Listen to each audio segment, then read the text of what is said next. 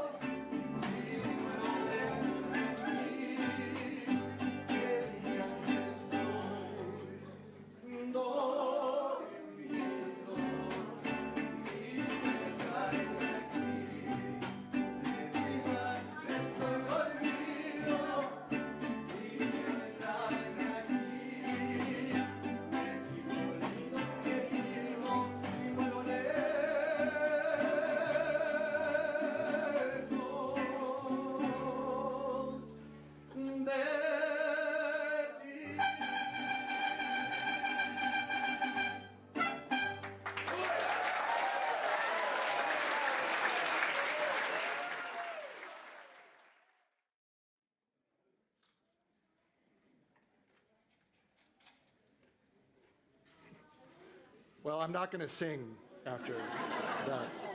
But I want to welcome you and say good afternoon to all of you. My name is David Coleman. I'm the director here at the Wittliff Collections. We are so glad that you are here to help us celebrate two wonderful exhibitions with this party and the talk with Elizabeth Ferrer. Sunday afternoon was a bit of an experiment for us. We usually have these grand openings on Saturday evening, but seeing the numbers that we have with us here today, I think it's a remarkable success.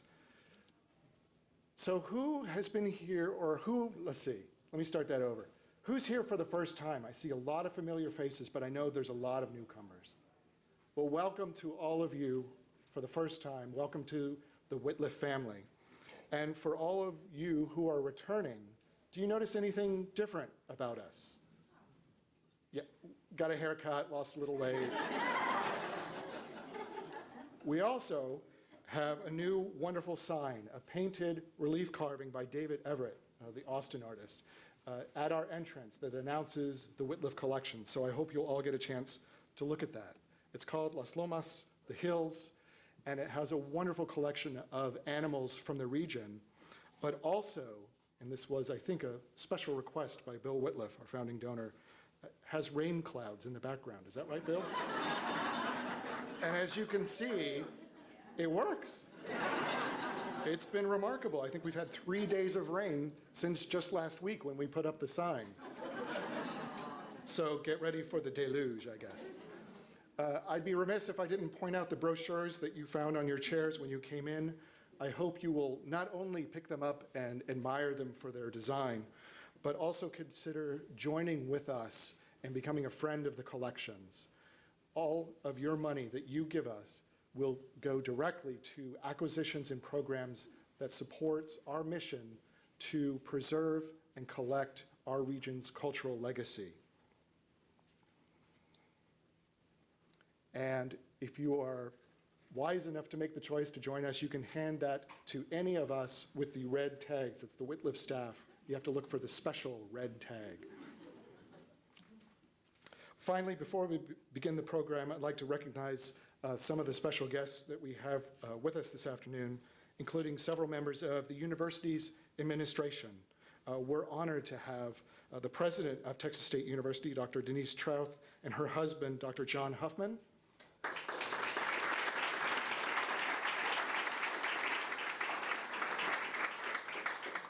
And their presence is always an extremely powerful symbol of their long-standing support of the Wittliff Collections. The Wittliff is but a small part of the larger Division of Information Technology, and I'm happy also to recognize the Vice President representing that division, Dr. Van Wyatt.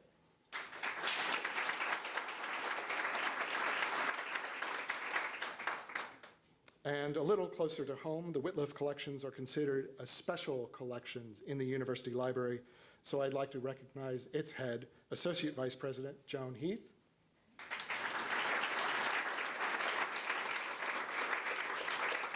She's my boss, so make sure you clap really loudly for that one.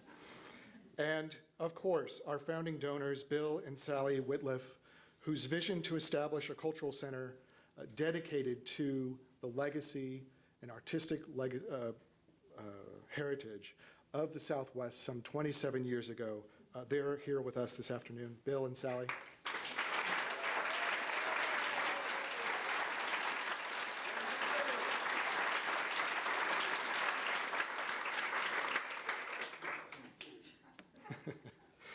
Let me hand this over to Carla Ellard, our curator of the Southwestern and Mexican Photography Collection, who has curated this exhibition and the Manuel Alvarez Bravo, there she is, exhibition. She has done an amazing job, and a number of you have already come up to me and said what a wonderful job that Carla has done. So please take the time after the presentation to thank Carla for the wonderful exhibition. She's going to introduce Elizabeth Ferrer.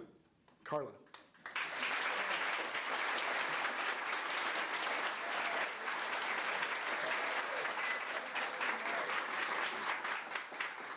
Thank you all for being here. The México Lindo exhibition is a tribute to the people and land of Mexico. The exhibition is presented with each wall of images having a common theme or subtle theme, such as family, faith, community, and nature. There are over 100 photographs in the México Lindo exhibition by 49 artists, and we're honored to have several of the photographers with us today. So I would like to recognize those in attendance, starting with Keith Carter.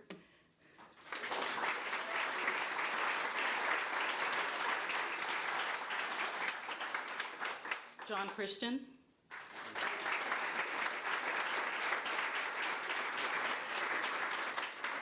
Faustina Starot.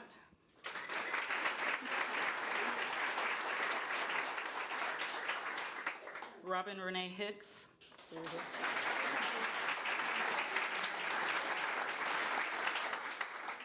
Not sure if Rob Kendrick made it. Joel Salcido. Yeah.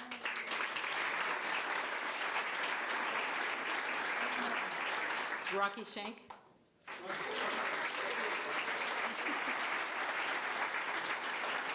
Jeff Winningham.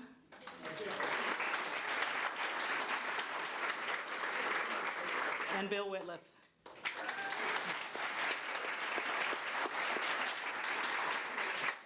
I just want to thank you, Bill, for your support and inspiration with this exhibition.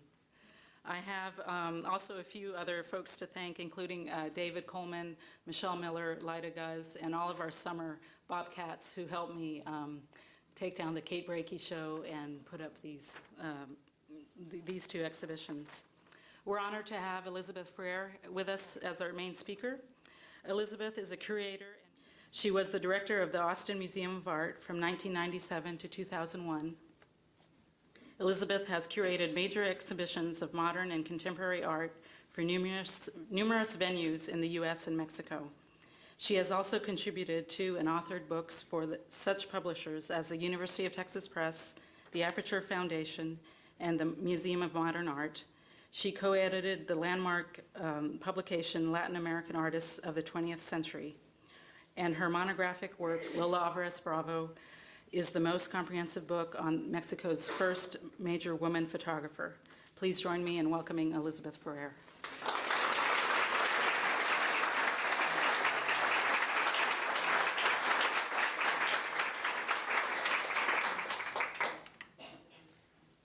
Well, thank you. I think I need to move this down a little bit.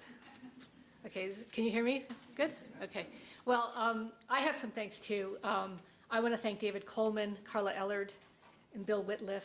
It's really wonderful to be back here in this part of Texas, and it is fantastic to see this crowd of people who's come out for this show and for this event.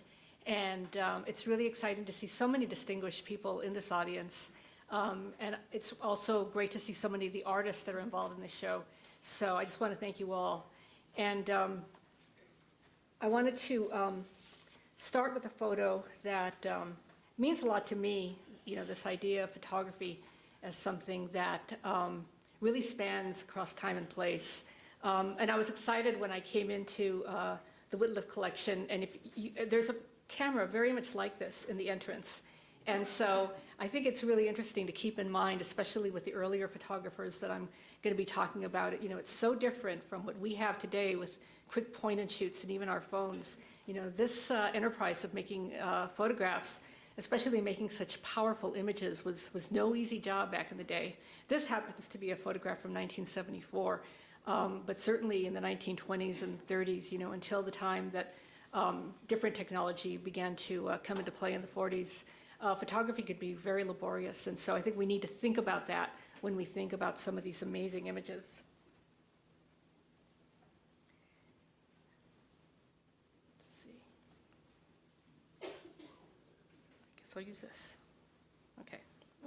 So when I wanted to, when I started to think about how to frame these thoughts for today, I was so interested in the fact that this is such a broad exhibition. It's really fascinating, from my vantage point right here, to look at all of this work made in Mexico, both by Mexicans and by Americans. And then in the other galleries, there's an amazing body of work by Manuel Álvarez Bravo, who in my mind is the greatest of 20th century photographers. And I wanted to think about how I could think about both of the shows.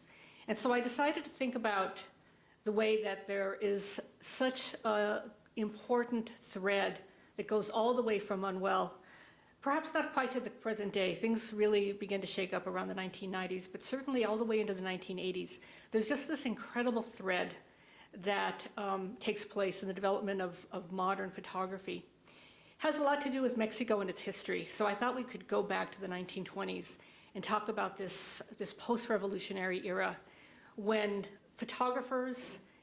when artists and the government are truly united to look back, to think about what was really Mexican about Mexico, and to create a new art for this country. Now, I think the thing that we're probably all most familiar with is the Grape Murals. This is a mural by Diego Rivera that's in the Secretary of Education building in Mexico City. He made these murals from 1923 to 1926. And this is just a very, very small portion of the mural that he made. I'll show you some individual images in a moment. But what's important here is that in the wake of the revolution, Mexicans wanted to create a truly Mexican art. They didn't want to look to Europe anymore. Now, in fact, they continue to look in Europe. Diego Rivera spent much of the 19-teens in Europe, and if you look at his work from that period, he was a very important Cubist artist, and he brought back some of those lessons. But at least consciously, at least overtly, there was a goal to create an art that was truly relevant to the Mexican people, not to the elite. So this meant an art that was relevant to workers, to the agrarian class. And that also meant an art that was really championing indigenous people. These were the people that were earlier the source of disparagement. And now, as you see here, you see the image of a worker in monumental scale, workers, indigenous people, and tradition all come into play. And so when we think about the modern in Mexico, it might be counterintuitive to think that the modern, in many ways, actually meant looking backwards, looking to these traditions, looking to indigenous culture. This is the way Mexico created an art that was really by and for the Mexican people. So let's look at a couple of these murals. And these are actually photographs in the exhibition. These are photographs that were either taken by Tina Medodi or by Edward Weston. As you can see on the image on the left, this is a worker, being watched over by an overlord. So this is the kind of image as to why the revolution needed to be fought, for greater equity, for Mexico's vast underclasses, for its agrarian class. And in the other image, you see this more utopian vision of the worker. This is an image that represents the potential of the revolution. And I'm showing you these black and white photographs because they are by, as I mentioned, by either Tina Medodi or by Edward Weston. Now, I'll talk about them more in a moment, but they were very important photographers who came to Mexico in the 1920s and really had an important role in forging this modernist voice. But while they were also making some very innovative photography, they needed to make work to make a living. And so they would take on these assignments, photographing the murals, photographing folk art, because I think that they too were fascinated by what was going around in their midst, and they wanted to be part of it. They wanted to capture it for posterity. So here's Weston and Medodi. As you can see, I wanted to show you this picture because you see the kind of camera, the big Graflex camera that Weston carried to Mexico with him, and the big glass plates that he used to make his negatives. Weston was from California. He was quite a successful studio photographer. He made a lot of portraits. His work prior to coming to the 1920s was primarily in a mode known as pictorialism. It was a kind of photography that was rather soft focus. And in this kind of photography, the work actually mimicked painting. But Weston and other photographers by the 1920s wanted to look at photography for photography's sake. Look what photography could do as an art form. And so he came to Mexico. He wanted to experiment. He wanted to kind of recharge his batteries. And he came with this woman, Tina Medodi, who was Italian. She was an actress and kind of a free spirit. And so they came together to begin to, Weston to begin to work in photography and Medodi to act as his assistant. And this is the kind of work that Weston did in Mexico. Now, he continued doing studio photography. Medodi was actually one of his models. He made some important nudes of her. But he would go out into the city, into Mexico City. And he was interested in capturing scenes like this, scenes that captured the more kind of working class side of Mexican life. This is a pulqueria, a working man's bar. And while he was in Mexico, he most fully elaborated his approach to photography. He talked about wanting to create photography that really focused on form itself, or as he said, on the quintessence of the thing before my lens. And so he also made photographs like these. This is actually a work that's not in the show. These cranes with their sort of very beautiful sense of form, almost an abstract image. And I think Medodi, more by her nature, really was drawn to people. She spent a lot of time going out in Mexico City as well as in the countryside, working with people. Medodi soon joined the Communist Party and became a real champion for the working class in Mexico. But again, you see these ideas of Weston, this close-up sense of form, the boldness of the workers' hands. So these photographers were making work that was very conscious of aesthetic values, of tonal values, of the composition. But they were also working to make photography with a message. They wanted to talk about Mexican culture, and they wanted to be part of this post-revolutionary message. So other photographers come to Mexico. And I think that it's important to note here that when we talk about the history of Mexican photography, specifically modern photography, there's a very important participation by foreigners. Weston was an American, Weston Madodi was Italian, and here's Paul Strand, who's an American, who comes to Mexico in the 1930s, early 30s, actually at the behest of Carlos Chavez, who was a great modern composer, to help him make a film on fishermen in southern Mexico. But he also photographed. He made a group of works that he called the Mexican Portfolio, which was one of the most important bodies of work that he made in his career. And I think you can see, again, this kind of, the simplicity of the image, the, really direct focus on a single image. And then I couldn't help but compare this to an image that Hector Garcia made 4 decades later. So this is a Zapatista, a veteran of the revolution. And I think in both images, you see this common bond, this idea of, looking at the agrarian worker, looking at the peasant, and looking at them in a way that, gives these people a lot of dignity. So I thought I would just very briefly trace the way that this focus on indigenous people and tradition have such an important influence on the way that Mexican modern photography developed. So here's a mid-century photographer, Rodrigo Moya, not very well known, and I do want to add that this is one of the great strengths of the Wittliff collection. We're familiar with names like Manuel Álvarez Bravo or Graciela Urtubide, Mariana Yampolsky, but there are so many more photographers in this collection who are known in Mexico, who are part of that history, and you will not find these works in any other collections anywhere in the United States. And Rodrigo Moya is one of those photographers. He was very active in the 50s and 60s. He actually was a photojournalist who covered a lot of wars, but he made a lot of personal photography, and then he stopped. But he has really recently been showing his work again in Mexico City. There's been a lot of new scholarship. So works like these are coming to light. These peasants in southern Mexico who are filtering mezcal, very traditional Mexican drink. And then we come to the 1980s with a photograph by Mariana Yampolsky. This is, to me, an image that could have been made a century ago. It's absolutely timeless. But again, you see that strong focus on tradition, on indigenous people, on ritual. And then moving to a photographer of the current generation, this is Antonio Turok, who is very active still today. He works mostly in Oaxaca. He also did a lot of important work in Chiapas. And this truly joyful image was made in the town of Magdalenas, which is known for its textile and weaving traditions that go all the way back to pre-Hispanic times. So again, we see that kind of literal thread of tradition, even up into the late 80s and early 90s with photographers. But let's go back to Manuel Álvarez Bravo, because I think that this idea of what unites Mexico, on the one hand, it's this very strong commitment to picturing people who are indigenous or working class. But I think that the other great bridge in Mexican photography is this man, Manuel Álvarez Bravo. This is a photograph, I believe, by Bill Wittliff. Is that correct, Bill? Yeah. And I think that you took this in the 1970s. Is that correct? Yeah. Okay.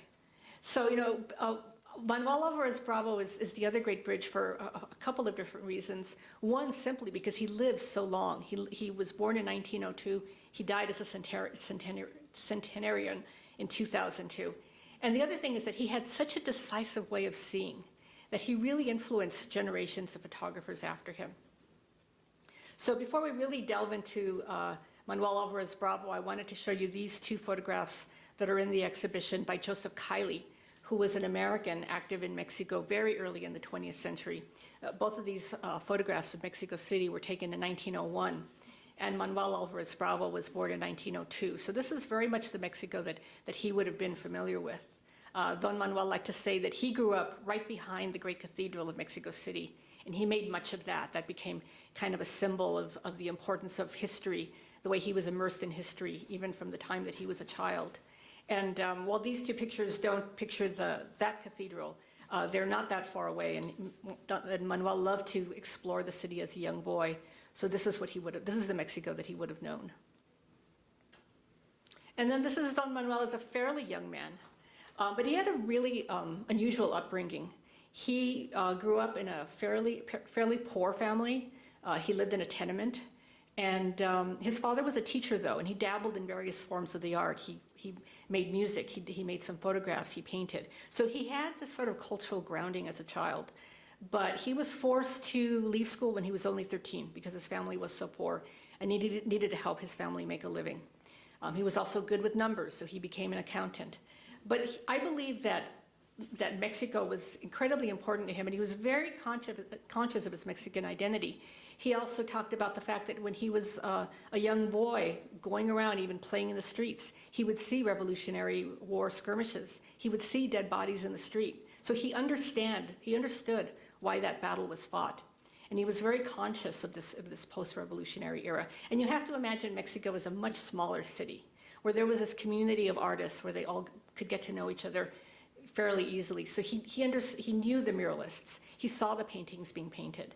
And I think that, by his very nature, he was just fascinated by the layers and layers of history that make up Mexican history, from pre-Hispanic to colonial to the modern times that he was living in. And I think you see an example of that in this work taken in his house, where he has these pre-Columbian sculptures. Now, he did not know Edward Weston. Weston was in Mexico roughly from about 1923 to 1926. He came back one time for another year or so.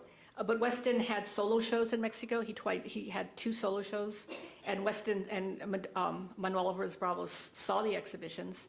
And I think that he was taken by Weston's ideas, this idea of the boldness of form, this almost kind of abstracted notion of how you make a photograph. So these are 2 of his early images from the 1920s, before he really becomes a full-time photographer.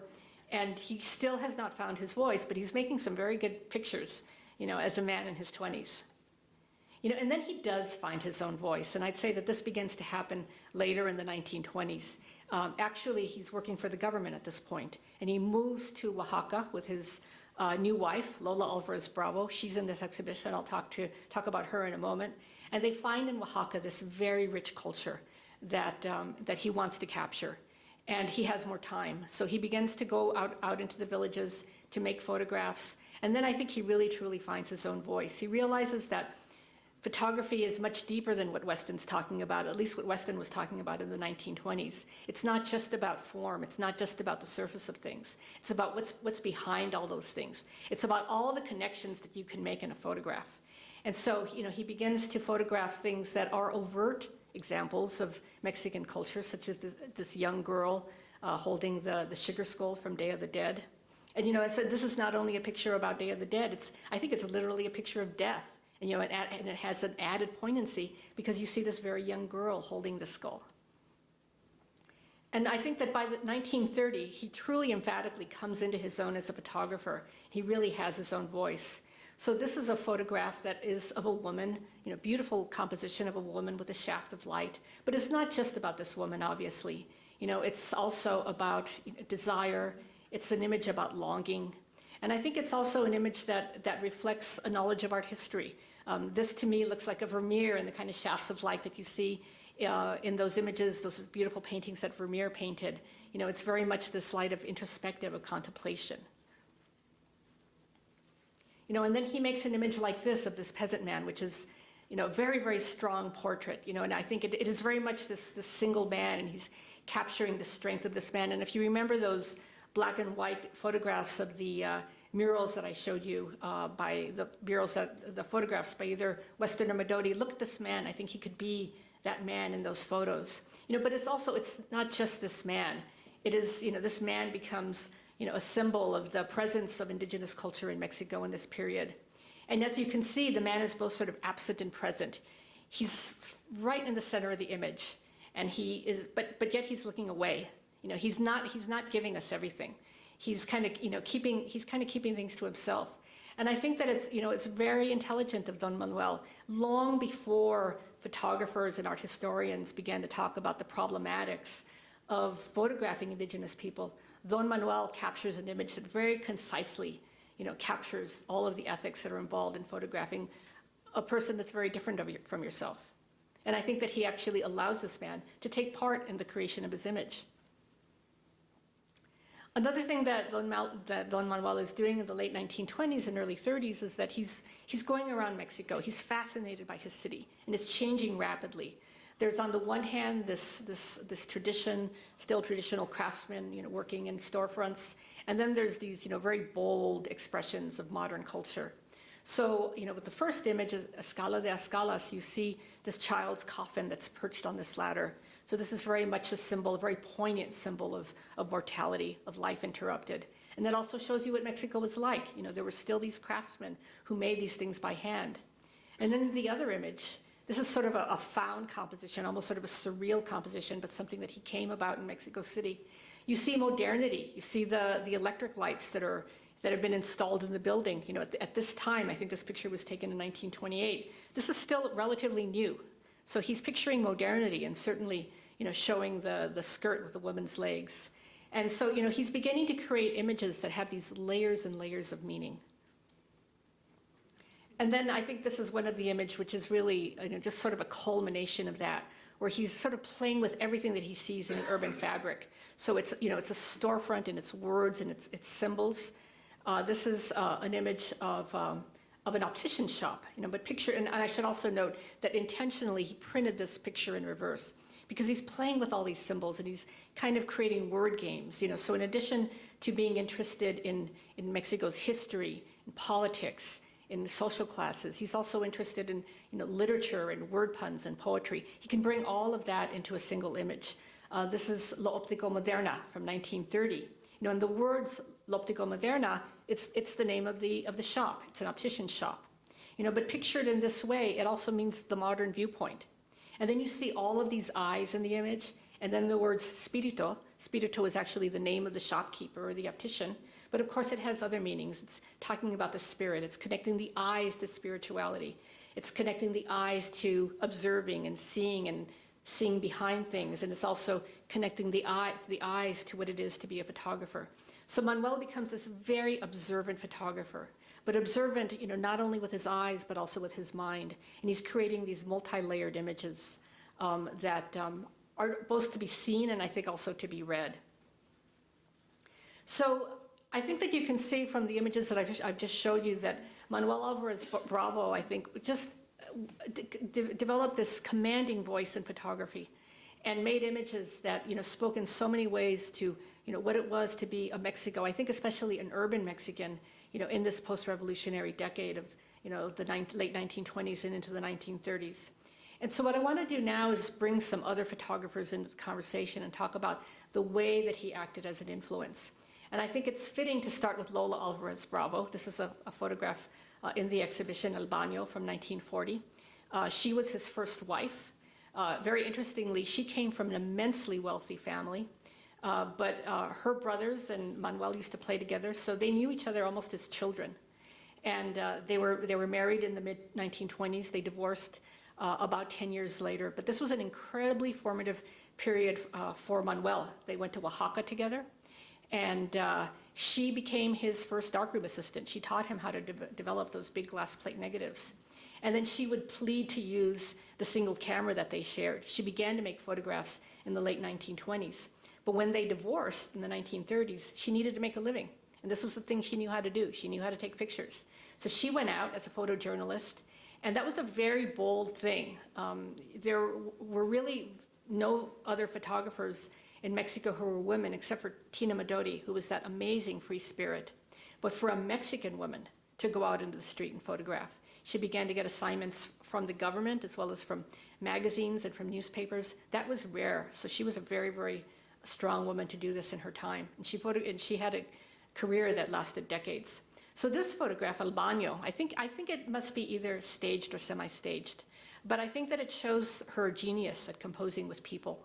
And I think it also shows the incredible warmth that she had for people, especially children. And I want to bring in a couple of other photographs by Lola that are not in the show, because I wanted to also point out to you that Lola also took part in this enterprise of photographing tradition, photographing indigenous people. This is perhaps her best-known photograph, Entierro en Yalalag, of a funeral procession. And as you can see, she captures this very slow, mournful movement of this group of people who are off to bury a member of their community. And she told the story that she was in this Highlands, Oaxaca village visiting. She was actually doing research on dance for the government, and she came across the music that these people, she came across the singing, and she stepped out of the doorway of the house she was staying in, was able to snap this single image. And then this other image of a marketplace. And again, you see the warmth that she was able to capture everyday people with in Mexico.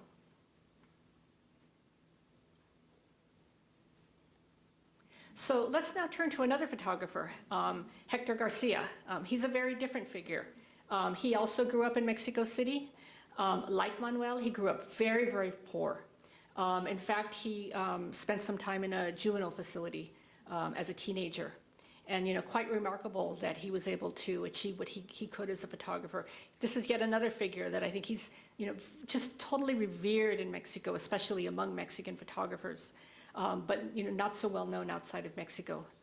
But Garcia very much maintained the viewpoint that he did as a teenager, as this very poor kid who saw a lot of inequity. And this is the viewpoint with which he photographed. He could be very sarcastic in some of his pictures, but he liked to point out the great gulf between rich and poor, and much of his work is made in the 1950s and 60s. By the 1950s, Mexico's getting wealthier. There's a lot of oil revenue. And there's a lot of development, especially in all the years leading up to 1968 when the Olympics took place in Mexico City. But there was this vast underclass that remained, both in the city and in the countryside, and he wanted to point that out. He also photographed rich people too, and those are some of the most sarcastic images that he made. But this image, I think, is so amazing. It's called Between Progress and Development, and he just packs so much into this image. You see this little boy, obviously poor, he's barefoot. And then you see all of these kind of layers of information that he provides. In the background, there's colonial architecture, so we get an idea about Mexico's past. And then we see these great examples of American capitalism, the shiny, big American cars. And he even manages to get the words USA in the background. So a single image, he tells a whole story about what Mexico City is like, at least for one class of people in that city at that time. But he made many, many different kinds of images, not only working in the city. This is an image of penitentes. And he liked to capture extremes. He liked to capture people at climactic moments of their life. He would often capture suffering. And I think that he just wanted to kind of make photographs at the edge. I think he wanted to push people's buttons and show a Mexico that at that time, the government wanted to kind of push under the carpet. But Garcia, with his photographs, was saying, no, this is what it's like in Mexico. And then let's move to a living photographer. I think certainly probably now the greatest of living Mexican photographers. This is Graciela Iturbide, who was born in 1942. She was a student of Manuel's. And so, Manuel becomes an influence not only because of his work, but also as a teacher. He teaches both filmmaking and photography. This is an image that she made in Juchitán between the 1970s and 1980s. Graciela spent extensive time in Juchitán, which is a small town in southern Mexico in the Tehuantepec region.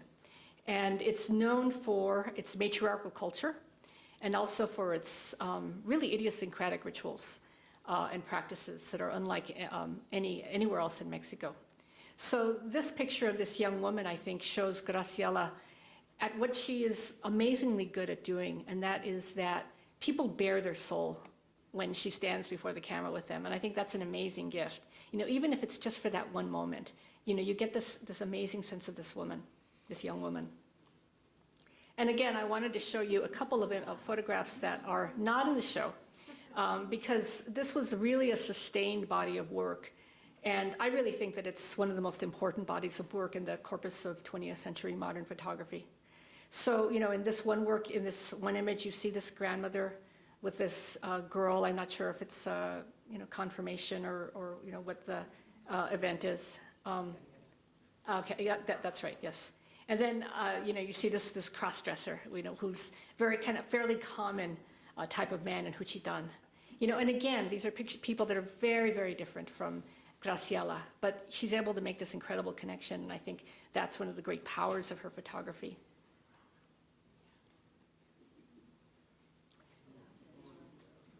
And then this is another photographer who is less known in the United States, but very important in Mexico, Marco Antonio Cruz. He's a little younger than Graciela. He's primarily a documentary photographer. He's done a lot of his work in Mexico City. And a lot of his work has this kind of surreal quality. He captures these events and moments that almost seem unbelievable, but they're real. And one of the most sustained bodies of work that he has done is of blind people. Some of the works are incredibly poignant and sad. I think this work is a bit comical, but I think it also, says something about Mexico City. It talks about the way that people improvise and the way that they show resilience in the face of incredible hardship. And then I've already mentioned Mariana Jampolsky, but I want to bring her again into this conversation because I think that she bears an interesting relation to both of the Alvarez Bravos. Mariana was born in the 1920s. She comes to Mexico in the 1940s, right after finishing college, because she wants to work with the Taller de Gráfico Popular, which was a printmaking collective of artists who wanted to create messages that were very much in the post-revolutionary vein. And they wanted to create work that could be inexpensive to reproduce so that it could be distributed in the villages, not just for the upper classes or for the people who came to museums in Mexico City. So she's a printmaker for a good while, and she rises to the leadership of the Taller. But then she decides that photography is really the most up-to-date artistic medium, and that's what she wants to study. So she studies with Lola Alvarez Bravo. That is her most important teacher, her great influence, her lifelong friend. And she also knew Manuel. It's unclear whether or not she studied with him, but they did work together. They worked on a very important book that was published in 1970 on Mexican folk art. Manuel took the photographs, and she edited this very massive volume. So she works with both of them, and she knows their work very, very well. And I also wanted to bring in her work because I think that there's this other really interesting thread that you see in Manuel. You certainly see it in Lola, that image Entierro en Yalalag, and I think you see it here. And this is the idea of the way that photographers in Mexico capture time. I think that the idea that is common in other modern photography and other parts of the West, this idea of the decisive moment, the idea of capturing the split second, that is of less interest. I think that what happens with photography, and I think it has actually a very interesting relationship with film. I think that these photographers are much more interested in using photography to capture this idea of the lingering moment, the idea of experiencing time, not so much the split second. And I think that you see this in Mariana's photograph. And just to underscore this, I want to bring in this other image, this more mid-career photograph by Manuel Alvarez Bravo, Albero 20.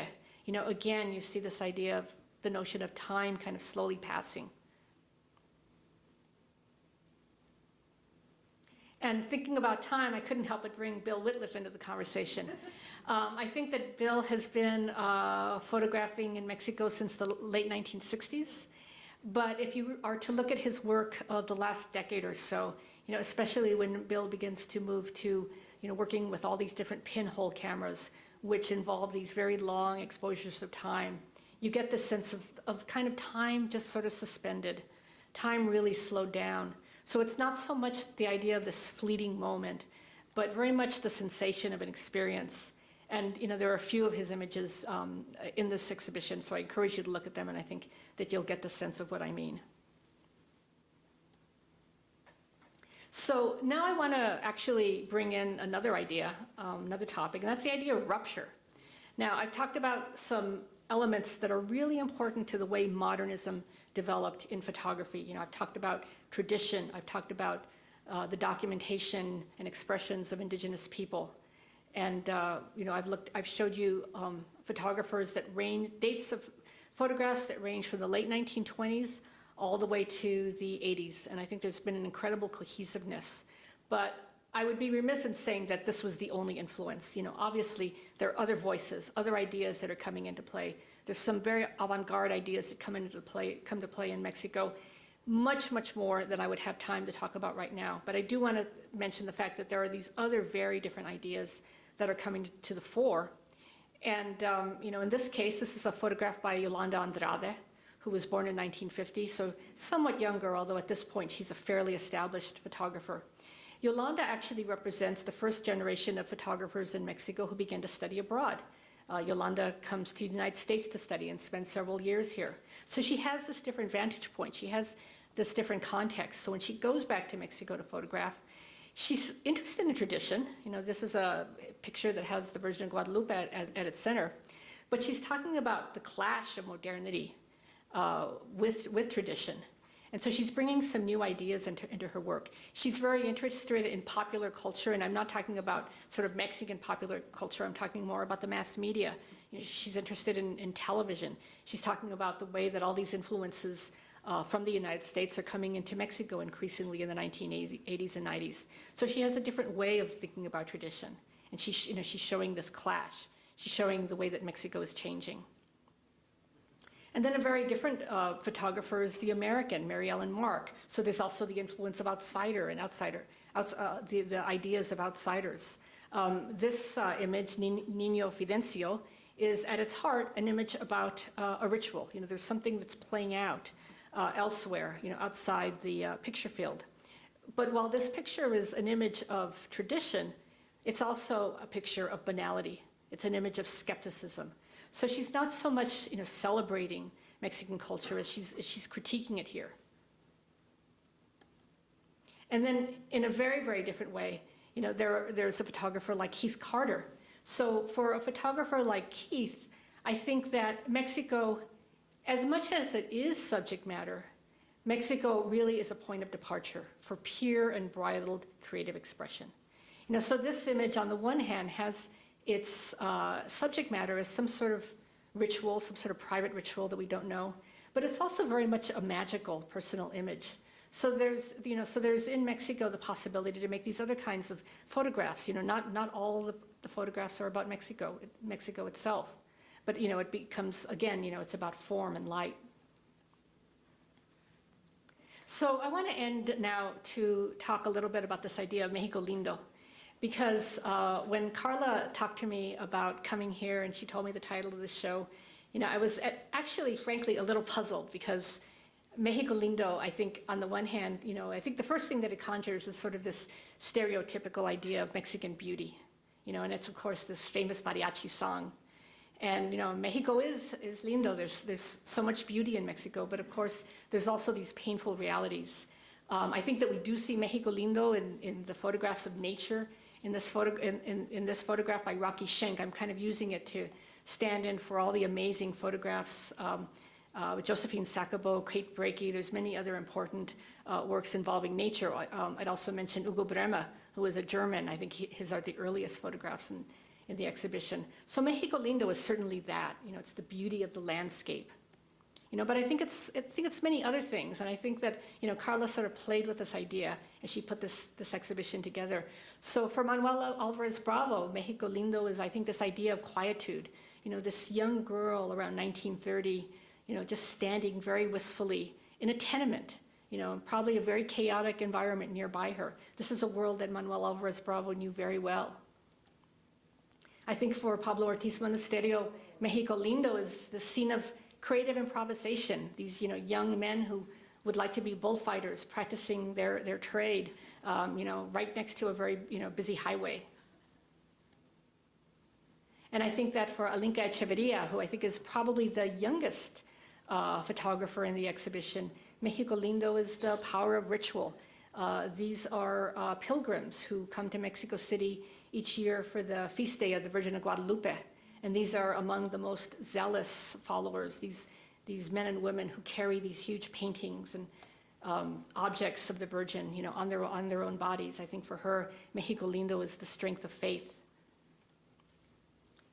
And then to go back to this image that I showed you earlier, this image by Graciela, I think that México Lindo is this kind of magical moment where she comes across this photographer in 1974. You know, they're both practicing the same profession, you know, but he's doing it in this very old way. He's acting as an itinerant photographer.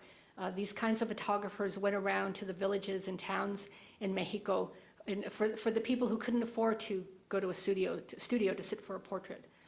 So this is a way of making photography that is a century old, and yet she encounters it in the 1970s.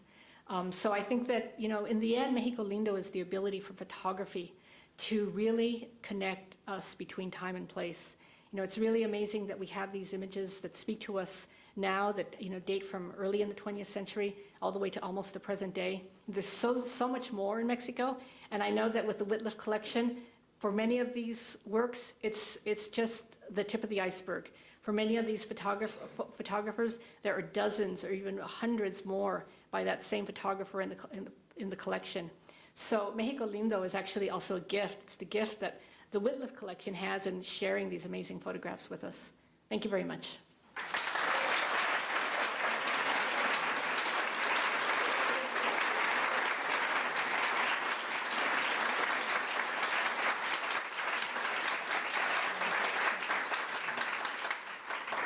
Thank you. I'd be happy to try to answer questions if you have any. Yes. Keith. If I heard you correctly, you mentioned the phrase, the ethics of photographing indigenous people. Could you speak to how you view those ethics, and do you think that they change as photography itself changes? So I could probably spend an hour talking about that. That is such a loaded topic, and I think it's so relevant to Mexico. And I'm actually always interested, there's a handful of photographers in Mexico who have turned their gaze on the very wealthy. And, but that's uncommon. I think it has been the tradition and practice among Mexican photographers to turn the camera on indigenous people, on people in the countryside, on people that are very different from themselves. I think that for all of the photographers in this room, I wouldn't say for every photographer who does this, but certainly for all the work represented here, it's done for a very important reason, and that is because without these photographs, these people would be anonymous. They would be voiceless. And so these photographs are a way of, preserving these faces, these ways of life, these traditions, everything that these people represent. I think that it's very different for every photographer, and I've written about a lot of these photographers. I've known many of them, and that's a question I always ask them. How do you work with people? For some people, it's a long relation. Marianne Jampolsky, for example, got to know the women that she photographed very well, and she really became their champion. She photographed a group of women who lived in the state of Mexico, outside of Mexico City, whose husbands tended to come into the city as construction workers, and they were sort of abandoned in poverty. She would even give them money. She would, give them clothes. She would give them food. There's that extreme, but she knew them well, and I think that she allowed them to take part in the construction of their image. And there's other photographers who spend very little time. I think that if it's done with the proper intent, and that the subject, and I think just using the word subject is loaded, but the person on the other side of the lens is a willing participant. I think that it's what photography is all about. It depends so much on the personality and the approach and the style of photographer, so there's sort of no one way of doing it right. There's certainly a way of doing it wrong. And tourists who go to Mexico or to go to India or other countries, have all been part of that. I would say that in the case of Paul Strand, I showed you the image of that peasant boy. He concocted a camera where it looked like he was photographing this way, but he was photographing this way. So, that's kind of tricky, but I have to say that he came up with some amazing photographs. So I just think that it really depends on the intent of the photographer. Yes? Any observations about photographs of Cartier-Bresson in Mexico? And the sub-question, is it possible that picture you showed of Álvarez Bravo as a young man might have been made by Cartier-Bresson? It looks like it. Oh, that's interesting. I found that on the internet just a couple nights ago, and there are not a whole lot of pictures of Álvarez Bravo as a young man. I think Cartier-Bresson came to Mexico around 1937, so I think that the time would be right in terms of the age, Manuel's age at the time. So Cartier-Bresson comes to Mexico in the mid-1930s after an extended trip throughout Latin America. Actually ends up spending a lot of time in Mexico and has a very important exhibition with Álvarez Bravo. Then he returns I'm not sure if it's the 1950s or 60s, but the photograph in this exhibition of mariachi is taken during that later trip. And he's a fascinating case of a photographer who is an outsider and who he makes some amazing photographs. One of the things that he photographs is prostitutes. And I really wonder what relationship he had with those subjects. And I don't mean it in that way, but I simply mean, was he making these pictures on the fly, or did he develop any kind of relationship with the people that he photographed? Because some of his photographs are just so tough, but so amazing. Other questions? Yes, in the back. I'm wondering about maybe Bravo specifically, but the other photographers too that you've shown today. Did Bravo have a sense of making pictures for an audience, or were they an autobiography? That's a really good question. I would say both. I think that, among all the photographers in Mexico, up until, I don't know when, maybe like the 80s, I think there's this sense, not only in Mexico, but in other parts of the world, the idea of this fine art photographer who has a career that is much more parallel to the career of a painter or another kind of an artist. I think they're very conscious of their audience. Before then, in Mexico, Manuel is about the only one to exhibit regularly. He's exhibiting regularly in Mexico. He's publishing books. He's creating portfolios. And he's also exhibiting abroad. And that's really important because even today, the market for Mexican photography is largely in the United States. So I don't know when his first exhibition is in the United States, but I know that as early as the 1960s, he's exhibiting in this country. With that said, I don't think that he's making those photographs for the audience. I think he's aware that he has a market. He's not living off of that market. He's able to make some money off of his photography, but most of this happens very late in his career. Later in the 80s and in the 1990s, I would say, he begins to live more off of his photography. And at that point, he's retired from his other professions. But he taught film, and he was a cinematographer. So he wasn't relying on the photographs to make a living. And I think that even though that he was conscious of this audience, he certainly wasn't creating images for that audience. He certainly wasn't creating stereotypical images of Mexico that an American audience might want to consume. He was making the images that he wanted to make.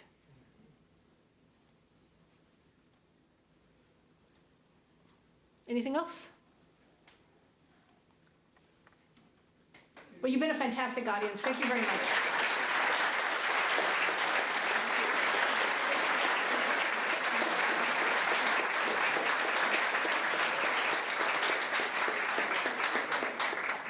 Thank you all very much. I just want to give a quick plug for our bookshop. We have a few books for sale if you all want to take a look at them in our front office. Books by Keith Carter, Graciela Iturbide, Bill Wittliff, and Josephine Sacabo, among others. Thank you for being here today with us, and have a great afternoon.